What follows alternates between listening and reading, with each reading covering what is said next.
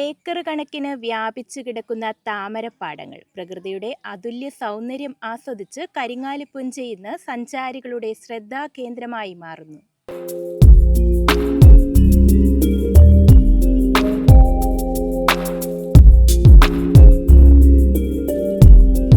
ഞങ്ങൾ അറുപത്തിമംഗലത്തുനിന്ന് വരുവാണ്.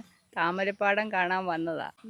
നല്ല ഭംഗിയാണ് കാണാൻ. അവിടെ നല്ല ഐശ്വര്യമുള്ള ഒരു അമ്പലമൊക്കെ ഉണ്ട്.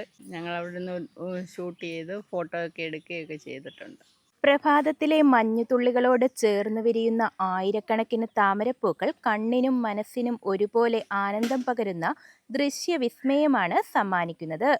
പച്ചപ്പിനിടയിൽ പിങ്ക് നിറത്തിൽ തല ഉയർത്തി നിൽക്കുന്ന താമരകൾ ഈ പ്രദേശത്തെ ഒരു സ്വപ്ന ലോകമാക്കി മാറ്റുന്നു. രാവിലെ മുതൽ വൈകുന്നേരം വരെ പ്രകൃതിയുടെ ഈ മനോഹര കാഴ്ച കാണാൻ നിരവധി ആളുകളാണ് ഇവിടെ എത്തിച്ചേരുന്നത്.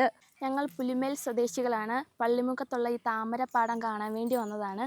എൻ്റെ പേര് അനന്യ സുനിൽ. എൻ്റെ പേര് പൂജ സുനിൽ. ഒരുപാട് പേര് താമരപ്പാടം കാണാൻ വരുന്നുണ്ട്. വളരെ മനോഹരമാണ് ഈ താമരപ്പാടം. ഫോട്ടോഷൂട്ടുകൾക്കും കുടുംബസഞ്ചാരങ്ങൾക്കും ഇപ്പോൾ ഈ താമരപ്പാടങ്ങൾ പ്രിയപ്പെട്ട ഇടമായി മാറിയിരിക്കുകയാണ്.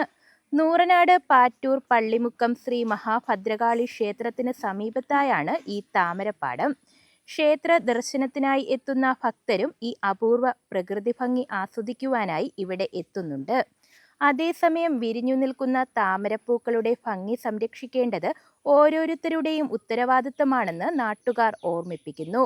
പൂക്കൾ പറിച്ചെടുക്കാതെ വിരിഞ്ഞു നിൽക്കുന്ന കാഴ്ച ആസ്വദിക്കുമ്പോഴാണ് ഈ താമരപ്പാടങ്ങളുടെ യഥാർത്ഥ സൗന്ദര്യം പൂർണ്ണമാകുന്നത്. ആത്മീയതയും പ്രകൃതി സൗന്ദര്യവും ഒരുമിക്കുന്ന ഈ പ്രദേശം നാടിൻ്റെ അഭിമാന കാഴ്ചയായി മാറിക്കൊണ്ടിരിക്കുകയാണ്. News bureau, Nooranad.